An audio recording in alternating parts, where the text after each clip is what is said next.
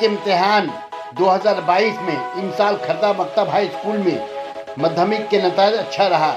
लड़कों में आरिफ रजा 587, मोहम्मद नजीब इनूर 529, जुनैद सरवर 524 लाकर अव्वल दो मुकाम हासिल किया।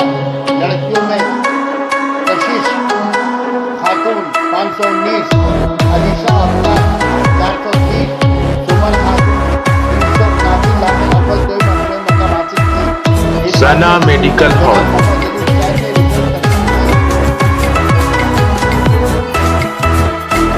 10% discount on every medicine. Oxygen cylinder also available.